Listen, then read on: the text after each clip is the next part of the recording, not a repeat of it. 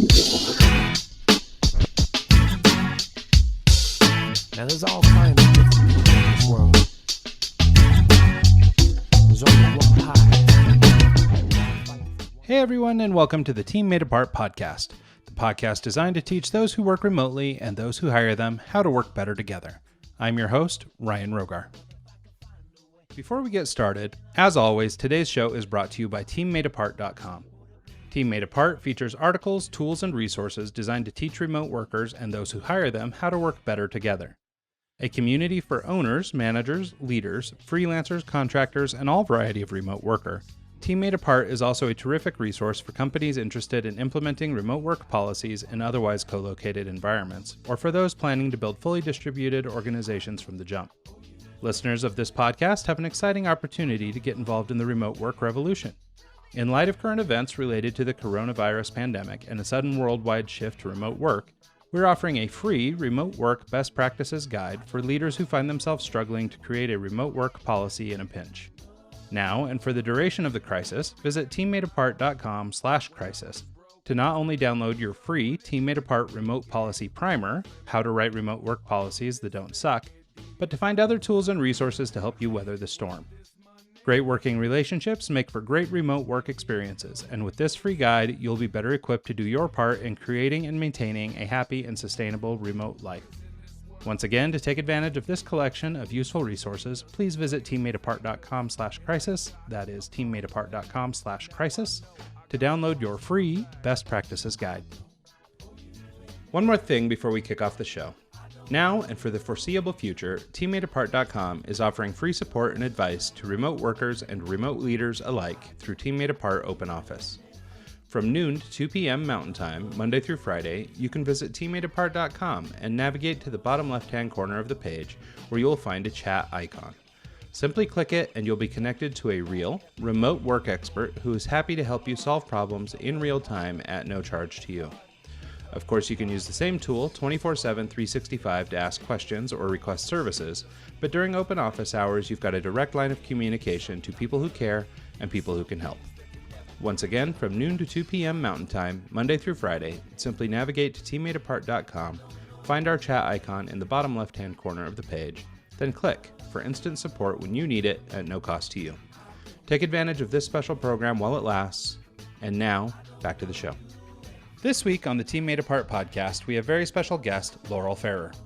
Laurel is the CEO of Distribute Consulting and founder of the Remote Work Association. With a background in virtual operations management and as a global thought leader in the topic of remote work, Laurel collaborates with the world's top remote-friendly companies to strengthen virtual communication, streamline digital processes, and develop long-distance management strategies. Additionally, she writes about remote work for Forbes, is a subject matter expert for business education curriculum, and advises international governments, educational institutions, and industry associations on how to implement remote work processes to fuel socio-economic progress. Here for an exciting discussion on all that and more, please join me in welcoming our guest, Laurel Farrer. Hey, Laurel, thanks so much. Welcome to the show. Thank you for having me. Yeah, really excited to have you. You're obviously one of the names that floats to the top when you start working around here in the remote work space. And so I'm just excited as heck to have you here. Thank you so much. I'm really excited for this conversation. Great. Well, hey, can you tell me a little bit about yourself, sort of your background and how you got started in remote work at all? Yeah, I actually come from operations management. So I became a remote worker when I took my own team remote 13 years ago. We were at a really critical stage of growth that we needed to save on real estate costs. And so the CEO and I decided, like, maybe we should just try this just for a couple of months. So, I mean, it was not cool and exciting back then at all. We had to hide it from our customers and clients because back then you just would not be perceived as a legitimate company if you didn't have a physical footprint.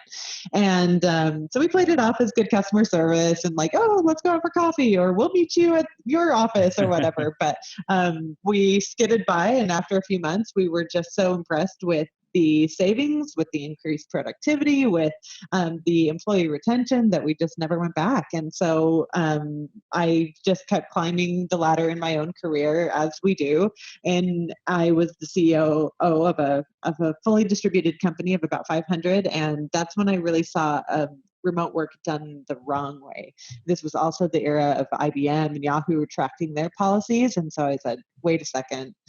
I'm an organizational development nerd. And so I was like, what's our pattern of success here? Like, how does a company make sure that they are doing this the right way and that they're becoming, the next Envision and Automatic and Microsoft, as opposed to the wrong way and becoming the next Yahoo? And so that's where I really dove deep into my career. And that was the birth of Distribute Consulting, which is a consulting firm that specializes specifically in remote work.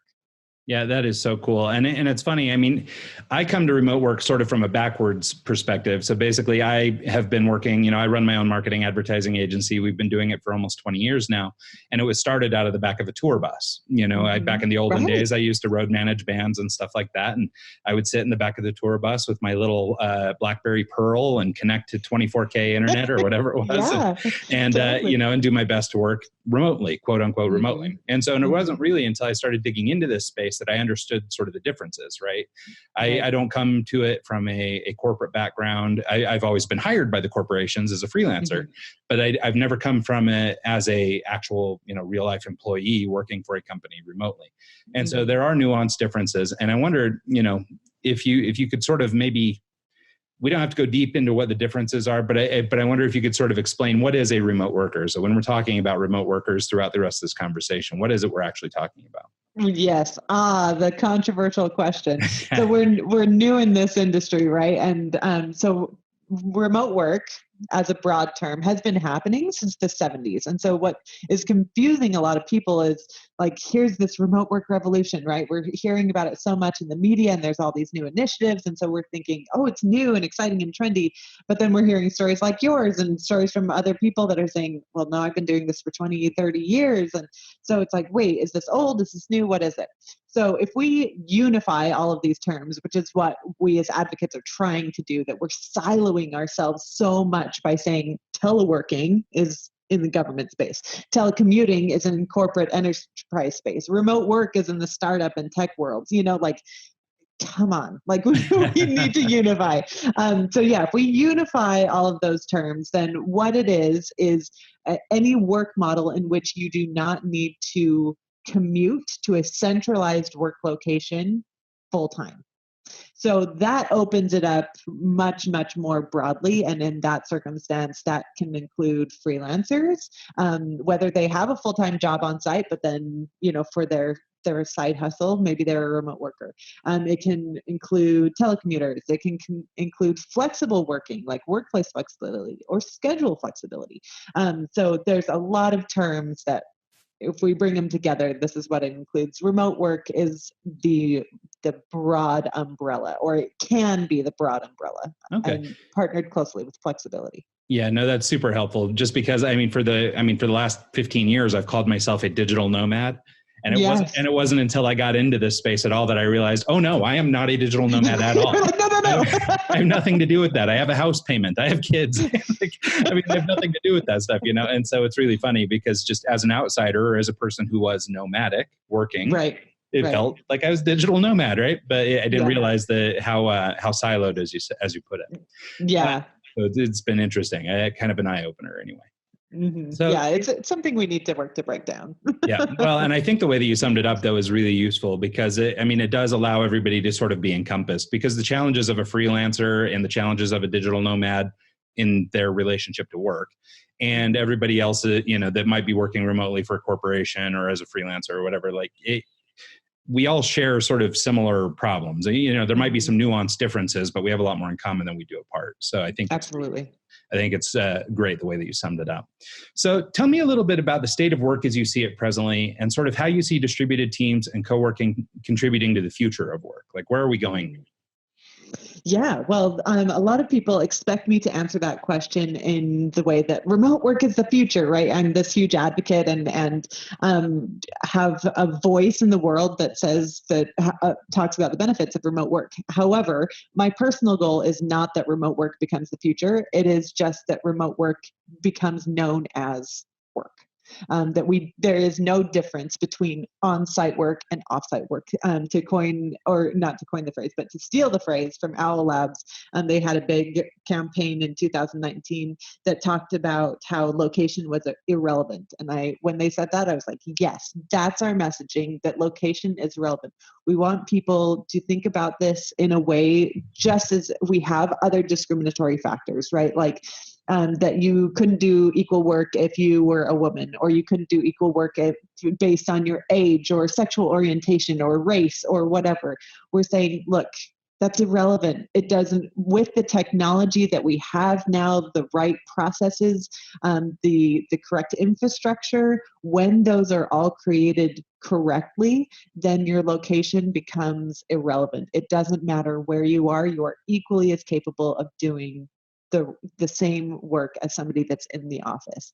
So the offices were wonderful. We're not trying to paint the picture that it's like the big bad wolf, right? We're saying there's a time and a place for offices for sure, but for most knowledge-based work, you don't need to be in that location. And that's what we're just trying to drive awareness of, is that work is something that you do, not a place that you go. And that's the conversation that we want to be having instead.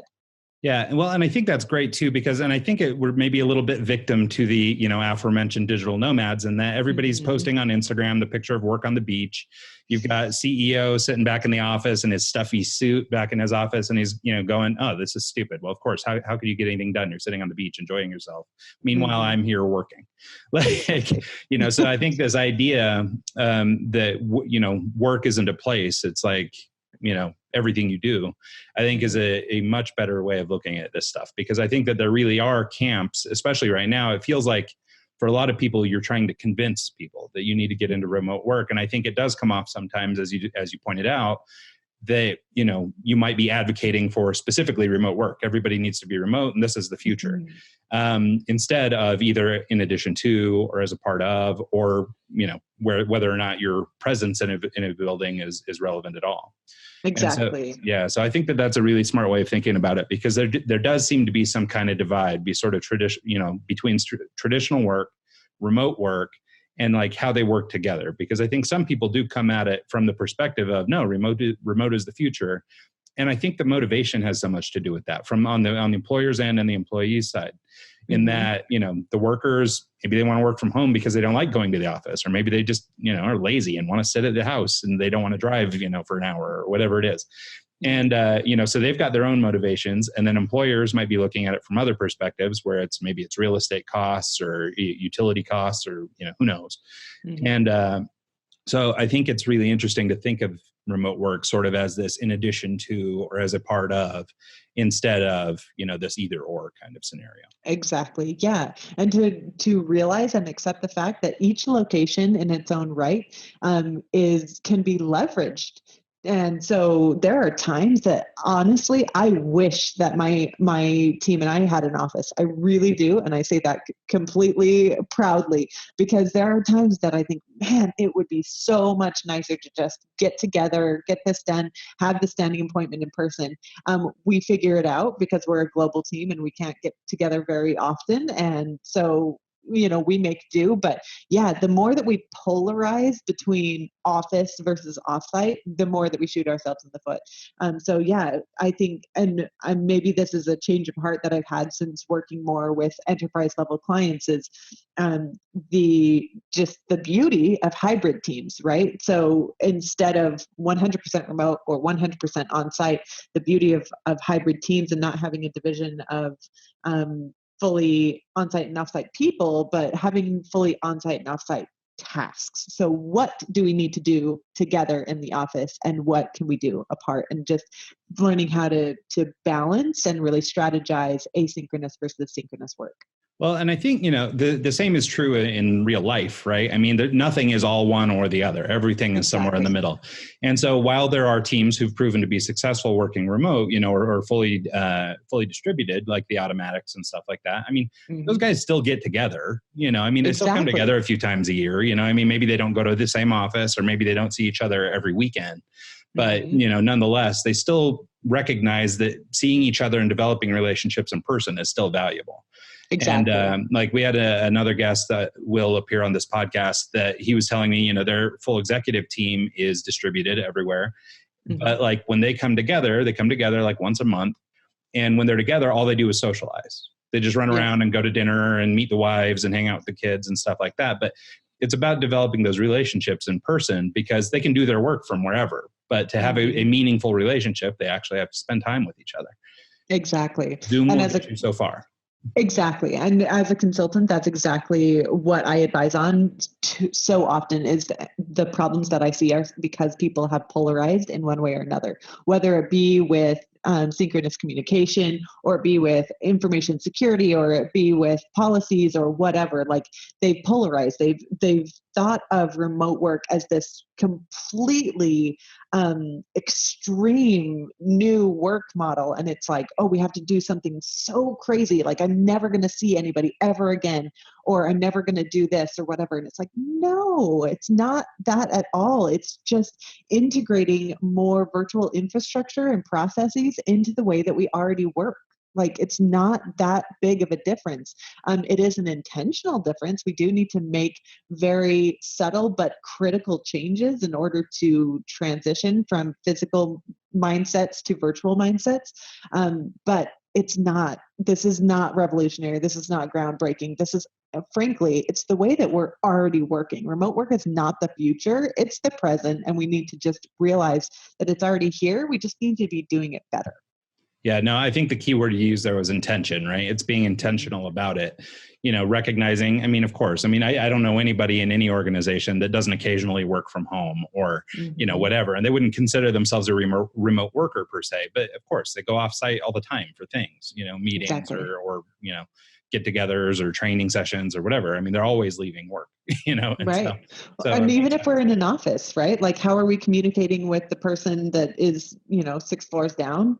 We're emailing them, we're pinging them on Slack, we're communicating with them in the exact same way as if they were 6 countries away. So, I mean, the processes are already there.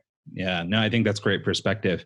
So to that end, then, you know, a lot of the people that, you know, you mentioned earlier, sort of this trend or this, you know, the people are sort of looking at remote work like it's this great new trend. And it's this whole thing that now corporations have to, you know, glom onto, or they have to start grabbing either for employee retention or other things. But how can we make it easier? Like, what's the incentive for a traditional co-located office to embrace remote if they don't already have policies in place to do so? And how, like, how does it actually help their bottom line to do this? Yeah, so I love that you're bringing that up. It's the bottom line conversation because most people, when they say, I want to go remote and I'm going to convince my boss, my manager to let me work remotely, that's the mistake that they make is they go to their boss saying, this is going to change my life. I'm going to spend less time in the car. I'm going to have more time with my kids. I'm going to be able to travel more. Like, this is how it's going to benefit me. And that is incompatible. You're asking a company to make a business decision based on personal criteria, and that doesn't match. So the more that we as advocates or we as just remote work hopefuls can start thinking about this remote work model as a business strategy, the more success we'll have in this conversion process. And that is speaking the language of business with business criteria, which is numbers, right? So we need to be talking about how this is going to benefit the business. So in that circumstance, there's tons of statistics out there from Gallup and Global Workplace Analytics or International Workplace Group and the US Department of Labor. Like, there's tons and tons and tons. But the best and most tangible benefits for employers are that it will increase productivity costs, right? We don't have the distractions of the office. We're able to get into deep headspace. So productivity costs are massive. Real estate costs are also really big. Employee retention, employee recruiting costs are much, much lower. It just goes on and on and on to the point that the average savings for a company to convert a role from physical to virtual is $11,000 per year per part-time worker. Oh, wow. And that goes, so obviously increase for full-time workers. But the data as it's presented is $11,000 is the minimum.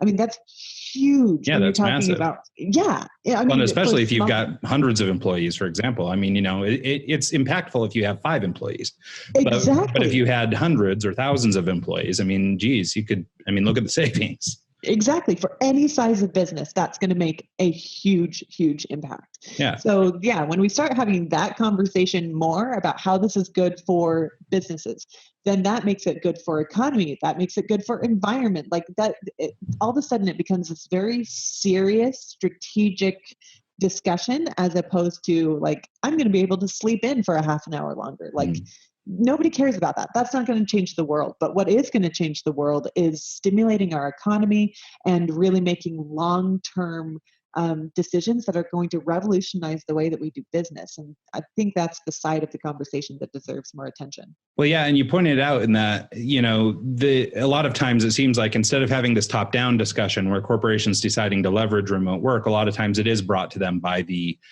person who would prefer to stay home, or somebody who's sort of looking out for number one, under the guise of looking out for number two. Exactly. And so it's kind of it makes sense, but I wonder too if that isn't why there's some resistance in the movement, like in getting corporations to sign off, because they've got these perceptions. Everybody who's asked them to work remote is doing so for their own purposes, so that they can work from home, so they can be gone more often, things like that. But it's I think it's really interesting to figure out how to manage that dynamic a little better, so that people, because of course remote workers are seeing this as something, or potential remote workers, we'll say co-located workers, are looking at remote work as something they might like, that might be a good addition to their work. Maybe, it should be sort of integrated as a policy, but for an employee, it may be seen sort of as a perk. I get to work from home sometimes, things like that. So it helps the retention, it helps overall happiness. But how does an employee go to their boss and sort of introduce this idea if it's not being introduced? And I think you sort of touched on it, this idea of speaking sort of business lingo and making it more about the business than about yourself. But how do you, I guess, if you are to try and push that objective onto a business, is it easier to go that route, or is it better to go to your boss and ask for it, or to stand around and wait for it to show up? I guess what I'm getting to. Yeah, well, that's a delicate question, right? So how I'll answer that is that proactivity is a critical skill for remote workers. This is statistically proven that if you don't have that ability to initiate something, you're really not going to do well as a remote worker. That's not to say that you can't, but obviously, like, we're very independent geographically as well as logistically. And so it's really critical that we have that self-starting skill. So that being said, I'll leave that for food for thought while I say that, yes, I would definitely recommend that you start the conversation. But again, start the conversation as a strategy for the business. So don't come about it in the way that it's going to benefit you. Come about it in the way that I have an idea that could really help our department, or I have an idea that could really help the company, and propose it that way. So the workflow that I traditionally recommend is that you come into the conversation very prepared. Because the automatic response from the manager, by the way, the most resistant demographic that is the greatest barrier to adoption is that mid-level manager, who is also the person that you're probably asking for permission from. So they are the ones that are dragging their feet the most. So it's going to be a tough conversation. So go into it prepared. So go do your research, figure out what those numbers are, and then go into your boss with a proposal and say, this is how I think that it would help our business, and really come in it thoughtfully. Maybe prepare like a one sheet with a case for change and say, based on the numbers that I'm seeing. By the way, global workplace analytics have calculators on how much your business could potentially save from going remote. So you can go in with those numbers and benefits and articles and whatever you think will help you, and say, here's a proposal. And then in that proposal, request a pilot. And that can just be 1 or 2 weeks that you say, let's test it, because nobody can say no to evidence. And so if it's all a theory, that's very easy to say no to, but nobody can say no to evidence. So initiate a pilot of just 1 to 2 weeks and just say, let's just try it and see what happens. If I'm wrong, I'm happy to be wrong. It is what it is, and I won't ask for it again. But I think that I can prove what I'm proposing to you in this one sheet. And then it should be pretty smooth sailing after that. If you're willing to be proactive, work hard, make that initial and intentional change that we talked about. Yeah. Well, and I think, there's probably different levels of this. Some people may not feel empowered to have that conversation with a manager or whatever. So there may be other challenges to overcome. But I think that's great advice. So let's say, okay, I'm Mr. Middle Manager. I buy into the statistics, things like that you've given me. I've run it up the chain. Big boss man says, okay, well, let's check this thing out. So I'm a business looking to make the leap into leveraging remote work. Where would I begin? Because I understand too that this is a giant question, so don't feel like you need to check off every box. But there are a lot of considerations that I don't think people think of. I actually read an article where somebody was citing you actually, and they were talking just, about sort of like workplace regulations and OSHA and things like that and how it relates to your home office. And I've seen articles recently about, should your employer be paying for your internet if you're working from home and that kind of thing. So clearly this is a murky space. And even, to your idea of a pilot, right? What happens in that pilot if you get injured during your pilot or, there's so much stuff to pack into this thing. But if you were to sort of try and point me down a path, where might you point somebody? Yeah. So it is absolutely critical that, and regardless of how you're starting this out, if you are going remote, that you understand and acknowledge and accept that it is not as simple as just sending your employees offsite. If you do that and just go about this the easy, organic way that just feels like it, makes sense. That's exactly what IBM and Yahoo did. And we can see where they are now, right? Like it is, you have to have those very small intentional changes that will make this change sustainably. And so in that process, it's really critical to work with somebody that has been down this path before, because the big theme of going remote is that you don't know what you don't know. And so if you go remote, you don't understand how to prevent isolation. And frankly, you don't really understand that isolation is going to be a problem until it already is a problem. And same thing with compliance. Like you don't think about, are we non-compliant if one of my remote workers works from a co-working space? Like I didn't even think about that until you have a lawsuit on your hands. So it's really critical to work with somebody that knows what they're doing. Obviously, this is what I specialize in. I'm always happy to help with me and my team at Distribute Consulting. Like all of us have been doing this for years and years and years. And so we're on the other side. We've thought about this deeply and we can help. But at a very, very minimum, if you can't or don't want to hire a consultant, that's understandable. But at the very minimum, it's critical to get a remote work policy in place. That is the biggest mistake that most people make, is they just say, yeah, go work. But there's never any communication about what expectations are. And that is what goes wrong most of the time, is that the manager has one set of expectations, the worker has a different set of expectations, and there's just a giant miscommunication. So the manager thinks, yeah, you're going to be sitting at your desk from 9 to 5, just like you would be in the office. But then the worker's thinking, well, I'm flexible. Like I have workplace flexibility. I probably have schedule flexibility too. So it's not a big deal if I go pick up my kid at 3 o'clock. Then the manager calls at 3 and there's a disaster, right? So it's just little conversations like that need to be had. So most of the time I think of myself as more of like a therapist than an actual consultant, because those are the conversations that I'm facilitating. It's like, okay, how are you going to ensure that your device is safe? And how are you going to make sure that their device is safe, and things like that. So there's a checklist that I have on my website. I give it away for free because I really feel that it's so important that everybody have a policy. So it's distributeconsulting.com/remote-policy. You can download it for free, and it is multiple pages, like everything that you need to consider in order to go remote. That puts you, both the manager and the worker, on the same page, and hopefully prevents a retraction in the future. Yeah, no, I think that's really great, because I think that, like you mentioned earlier, sort of has been the recurring theme. It's this idea of intention, that you're doing this thing purposefully. It isn't as nonchalant as just sending somebody to work from home. You are intentionally modifying or changing or growing or evolving your business into something that now has a remote component. So just like you would if you were building a business that was non-remote, you would have policies for remote, in-house workers. So why wouldn't you have a policy for people who aren't working on site? It makes sense, but I can understand why people would just sort of easily make that transition into, oh yeah, you just don't have to come to the office every day. That kind of thing. It seems like it'd be pretty easy to miss stuff. Yeah, it does. It seems so simple, but we just don't understand how complicated it is underneath.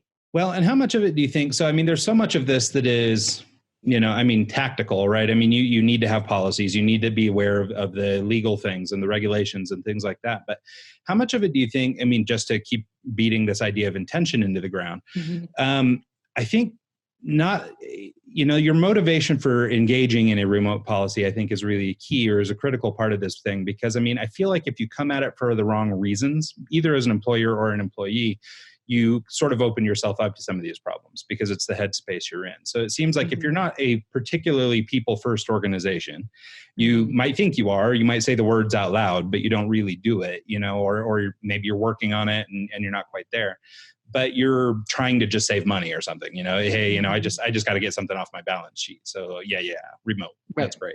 Versus the idea that, I want to make people happier. I want to allow people flexibility. I want people to spend more time with their friends and family. I want people to, have a more fulfilled life, that kind of thing.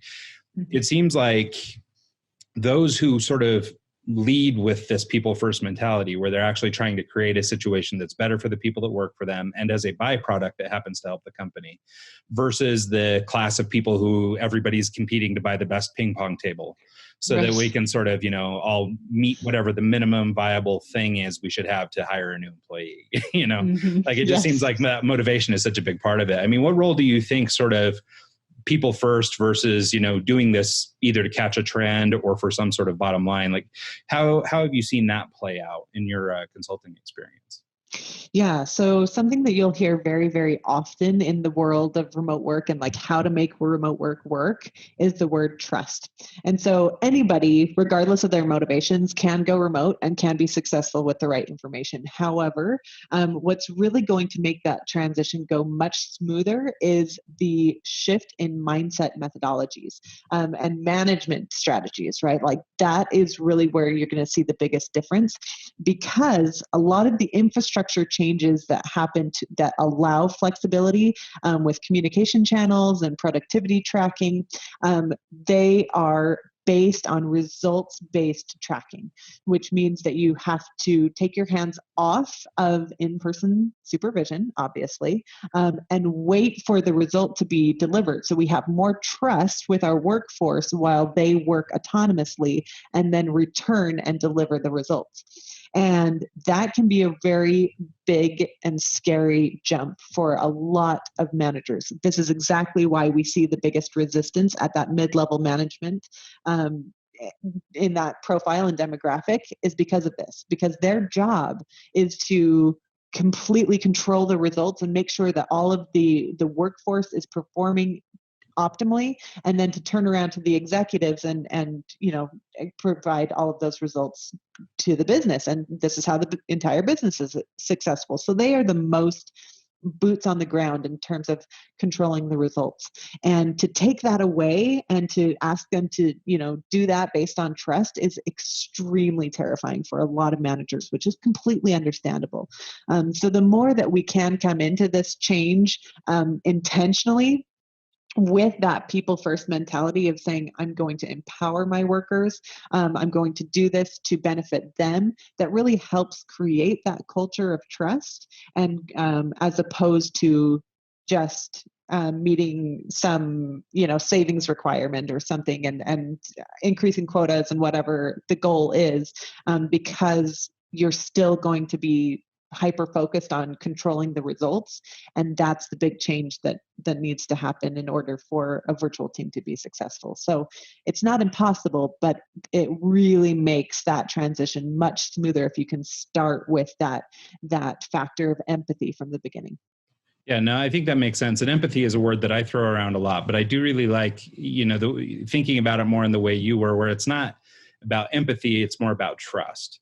I mean, I think that the empathetic part in that, you care about your employer, they care about you. Like, I mean, I think it's, empathy is a good word there. But I definitely think that this aspect of trust and maybe relinquishing a little bit of control is probably, maybe a more business-centric way of talking about it. It's not as touchy-feely. It's much more, pragmatic. Right. And it's not necessarily giving away the control. Well, sorry, not eliminating the control. It's just delegating the control. I mean, this is autonomy, true autonomy, right? Is that we are giving the responsibility of controlling results directly to the worker that is creating them instead of to the manager. So the manager's role is now to support the worker as the worker controls the results. And again, like this is not revolutionary. This is not like, wow, remote work's going to come change the world. Like, this is just good business. These are practices of empowerment and autonomy that we've been hearing since the 60s and 70s and 80s, right?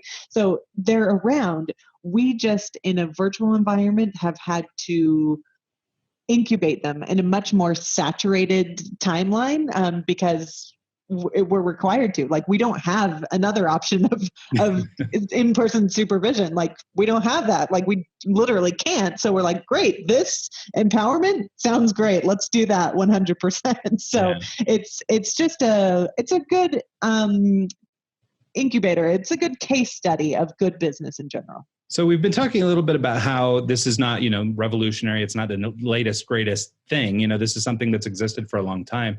Have you noticed, though, in your work in the space, an evolution, like maybe society is like getting to where we're now ready for it? Like, is that even a thing? Like, now we've got this sort of the Gen Zs and the millennial types, and they have sort of a different set of requirements than prior generations. And like, do you think that the space is a little bit more rife and ready for this kind of thing versus, 20 years ago? Like, I mean, it was obviously a different conversation, even in your own experience. When you first started into this space, it was a totally different conversation, like you're saying about having to sort of, I'll meet you at your place. Don't come to me, and it's funny because I even do that in my business now. Like, we always did the local coffee, whatever, or whatever. Totally. And so, because, I don't have a space for them to come to. And so, but I mean, keeping up appearances feels like something that is a little bit dated. Like, it seems like some of this is less important now. And, and I wonder if you've just sort of noticed trends going that way, or noticed workforces going that way anyway. And then this is now more relevant than in the past, or it's becoming more relevant or more doable because global perceptions have changed. You don't get into a suit to get on an airplane anymore. Just we've evolved a little bit. Exactly. For the better or worse, you can argue, but that's a different podcast episode. Right. Yeah, we don't have time for that one. Definitely. Like, this is absolutely changing, and it's a chicken and the egg too, right? Like, it's common. Is it common? But why is it common, right? Is it common because it's like, are we fueling the movement because the movement exists? Anyway, blah, blah, blah. We don't need to get all introspective here, but I would say the biggest fuel that we're adding to this fire is technology, right? Like, so back in the 80s and 90s, yes, telecommuting existed, but it was expensive. It was extremely, there was a lot of equipment that went into it. There was a lot of hardwiring that, anyway, it was a big, complicated setup. So only if you had a big enterprise employer or a very, very intentional knowledge about technology and equipment could you make that a reality in your life. And but now we all have the technology. Like, public Wi-Fi spaces are everywhere. I mean, my grocery store has a public Wi-Fi connection. Their Wi-Fi connections are everywhere. Tons and tons of people have smartphones. Like, this is just accessible. A mobile infrastructure, access to the cloud, access to the technologies that we need in order to work mobily. They're just, I don't want to say that they're a standard, but they're a much more common privilege than they were previously.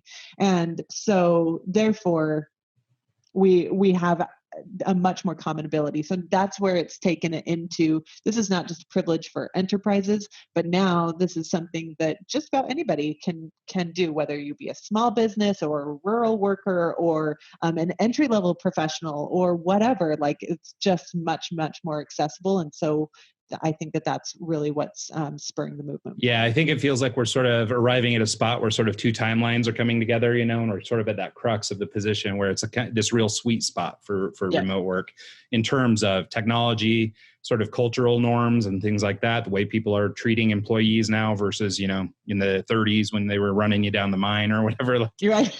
We have different sensibilities now. And I think those different sensibilities in conjunction with great new technologies and, further more accessibility is definitely driving this thing.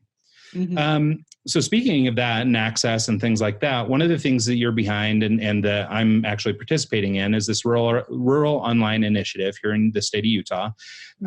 Basically, we've got, I'm engaged presently with the leadership component of that program, but basically what you have is a course that teaches people in rural areas how to leverage remote work as a way to up their game or to find access to good work.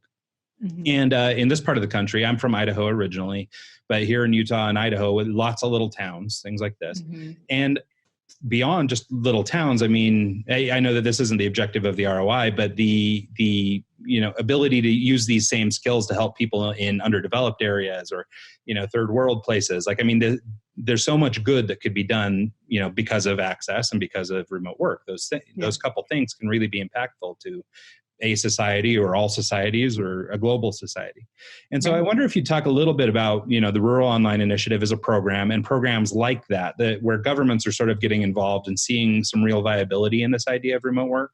Mm-hmm. And then how people can sort of, I guess, take those things or take those learnings to the next level and what to do with them. Yeah, so we see a lot of problems with hyperurbanization, right? Regardless of where you are in the country, this is a major economic conversation that we have the urban areas that are really saturated in wealth and opportunity and job accessibility. And then we also have, this is comparison of macro and micro. Like in the United States, we have Silicon Valley versus, Wichita, Kansas, right? Like this is just a big conversation, but it's also a very small conversation just on the state level or even county level there's a standard, a geographical standard that you need to move to a certain area in order to have opportunity. And this has been happening for a long, long time. This is nothing new, but what is new is the ability to change that. And for the first time, maybe in history, we can take opportunity to people where they are instead of asking the people to relocate. And so it's a really exciting and very inspiring movement to be a part of, that we can say, man, we can alleviate transportation infrastructures. We can reduce discrimination and increase diversity and inclusion in workplaces.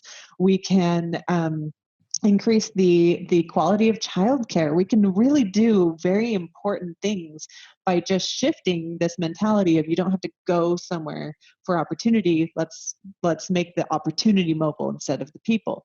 So yeah, more specifically about the Rural Online Initiative, it's a very saturated experience in which we're doing exactly that and taking jobs to the residents of rural Utah and telling them exactly and training them how to, let me say this better. So we're educating them about what remote work is and then training them on the skills, the hard and soft skills necessary in order to participate in a virtual team, and then helping them get virtual jobs. And this is a massive economic development success story for Utah. It's only been going for just over a year, and we've had over 1,000 successful participants and have the job equivalent of, I can't remember the number. It's like over 7,000 jobs that have been created just by helping these people get remote jobs. So as a result of that, we are taking the program national and helping other communities around the country have access to the same program, and as well as by default, the same economic development success. And it's really, it's just insane to be a part of this and to be really having this much impact on the economy.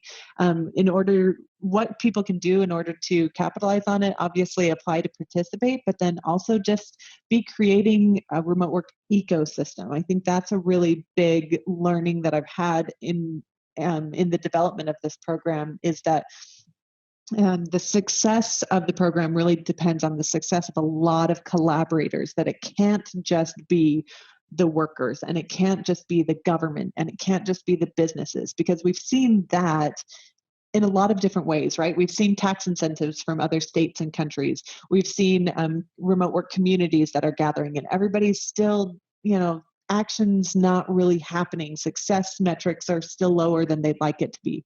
But when you get everybody in the same room, the government, the employers, the resources, the workers, everybody working collaboratively in the same space and in the same program, that's where you see the most success. Yeah, no, I think that makes perfect sense. And it's my story to some extent. Like I said, I started the business out of the back of a tour bus, but I lived in a little town, about 75,000 people. So it's not like little tiny rural city, but like for me in advertising and marketing, there was just no opportunity there. In fact, that's how we ended up in Utah, is I had to move to find a bigger agency that I could go work for. Exactly. And so even at that scale, even at 70, 80,000 people in town, like there's still not opportunity for everybody in every field. And so the ability to leverage remote, I'm not going to tell my wife about this too much because she might drag me back to Idaho, but she's like, great, pack up. Yeah, cool. We can go back and be by our family again. But, I think that's something that's really important. And in fact, in some of the coaching work I'm doing now, I've got people in several different countries in sort of some repressed areas that are creative talent looking for remote work to try and pull themselves out of, really tough conditions. But it's funny, the similarities between them and the handful of people that I'm sort of coaching from small towns. And it's funny how, it's not all the same, right? Each person has their own challenges, but the problems in just finding good employment and being paid fairly and all that kind of stuff, it seems like the field can sort of be leveled a little bit by leveraging remote work. And so I think that, that's a big part of my interest in advocacy here is just trying to help make the world a better place for these people. How can these guys leverage something like that? Whether you live in, Nigeria or Chile or Bangladesh or wherever, how could you leverage remote work to make a better life for you and yours? Exactly. And so I think it's a pretty beautiful thing and very cool. Yeah, we're seeing it with like refugees. How can we get virtual jobs to refugees? We're seeing there's a great remote work movement happening in Australia to help people that have been displaced because of the fires. The world just completely changes when we think about opportunity as a mobile concept as opposed to the people being mobile. It's really, it gives me chills every time I think about it. Yeah, it's so cool. It really is. And I think it's honestly what's driving my work in this space is this idea of like, you could impact so many people positively by doing this kind of thing. And it's kind of there. Like you just have to coordinate it. It's already, people are already working towards this. But man, you could make, real meaningful change in a lot of places in a lot of parts of the world where, maybe opportunity isn't as present. So I think it's pretty great. So before we let you out of here, let me just kind of flip to the other side of the coin for a minute and just ask you a couple of thoughts of, if I'm a remote worker and I'm looking to get into work. We didn't get real deep into policy and problems like that, but I think as common as it is for a company to not think about remote work policies, it's probably as common for a remote worker or somebody who wants to be a remote worker to sort of just go work from home without putting any thought to policies or any of this other stuff, right? And so I wonder if you had any thoughts or just ideas that might help a remote worker, like if you're looking out for, a remote opportunity, or if you want to pitch this to your employer, how do you protect yourself? Like, what do you look out for, that's kind of in your best interest? Not to say that you're looking for a way to get a leg up on your employer, but like, how would you, go work from home, understanding that your relationship with your employer is secure and that the, protections that you have as an employee of said company are sort of in place? Yeah, I think that can be a really great strategy. Should say the advice that I had for employers of how to go about this legally and sustainably is the exact same advice for workers. And I think that shows a lot of proactivity and a lot of responsibility. If a worker were to come to a manager and say, I have a proposal for this, I suggest a pilot, and I'll even draft a policy, like, I'm going to protect myself and I'm going to make sure that this is successful. That shows me as a manager that you're giving this thought, that this is a serious strategy, yes, but I can also trust you to do things independently. I didn't have to ask you as a manager to, well, have you thought about the policy? Have you thought about the HR implications? Like, you're thinking ahead, you're doing that proactively. So if you can show those skills, then I think that that's really critical. And when I say those skills, there's a lot. There's a report by Roberta Sawatsky, who's in the College of Okanagan College of Business. Yes, in Canada. We can link to it in the show notes. But she talks about exactly what those skills are, and it's proactivity and communication and empathy, and those skills are really what you need to develop in order to do this successfully. So I would start there as a remote worker. If you want to go remote, make sure that you have the skills necessary. It does not have to be meticulous organization. It does not have to be introversion. A lot of people think those. It's not that. It's just, are you willing to be in control of your own time and your own tasks and your own energy, which essentially just means, are you willing to be a self-manager? And if so, then you don't have to be managed in person. You can be successful in an independent environment. So start there. Make sure that you have the skill set so that when you go approach your manager with that proposal and that logistical preparation, you've also shown that you have the emotional intelligence to make this successful, and they know that they can already trust you. I think that's really great advice. And you know, it's funny because you're almost doing both things at the same time. If you're having thoughts of introducing remote work policy, you're talking to your employer about it. Demonstrating those different soft skills that you're talking about by way of just making the introduction and by being proactive in the first place, which is probably something they've seen in your job performance anyhow, and sort of fits your personality. Like, it's interesting that the things that would make you the best remote worker are the things that you would need to have in place to become a remote worker. So exactly. I think it's, no sense in overthinking that. So cool. Well, so as we're getting to the end here, Laurel, where can people find out more about you, for one? And then, what resources or places can you point people to that you think would be valuable? Yeah, definitely. So it's easy to find me on social media. I'm the only Laurel Farrer. So if you know how to spell my name, you should be able to find me. I'm most active on Twitter and LinkedIn. But then you can also find me anytime at my website, which is distributeconsulting.com. And that's where I help specifically business leaders make this transition very responsibly and sustainably, so that it's not a scary change. And that's where we provide analysis and resource creation and training for business leaders that are looking to capitalize on the benefits of remote work. That's awesome. And also, I think you're also the founder of the Remote Work Association. Can you just talk about that real quick? Yeah, the Remote Work Association was a very accidental creation. It was there was a lot of thought leaders like myself that we all feel very passionately about remote work, and so we would get together at conferences and we would see each other and be so excited. And in the green room, we would be like, "Oh, have you heard about this? And have you heard about this?" Like, there were so many things that were happening deeper, in the bowels of remote work that we weren't talking about on the stage. And so I just said, man, I love these conversations. Like, I live for these. I learn so much about what's happening behind the scenes. We really need a channel to be able to discuss these. And heaven knows remote workers do not need one more Slack channel. So I was like, let's do this like in a more saturated experience. Let's just do like a virtual roundtable once or twice a month and just like get together and share deeper conversations like this, like economic development and refugees and policies and stuff like that. The unsexy stuff that nobody's talking about. And so, yeah, we got together, we started doing that, and it kind of just, more people kept hearing about it, and they were like, "Oh, you should join this," and "Hey, hey, have you heard about this?" And it just kept kind of growing and bigger organically. And so now it's hundreds and hundreds of people that get together, and we just talk and think about remote work at this deeper level, and it's a lot of fun. So yeah, if anybody'd like to join us for these conversations that are business leaders or just advocates or want to be remote workers, anybody's welcome to join us. It's completely free and virtual. Awesome. Cool. And I think that's remoteworkassociation.com if you want to check that out. So Yep. Cool. Well, thank you so much for your time, Laurel. I know you have a busy schedule today, so thank you so much for making time for me. Thanks so much, Ryan. Cool. Thank you. Appreciate your time. Take care. You too. Bye. I don't owe you anything. I don't know you, well, friend.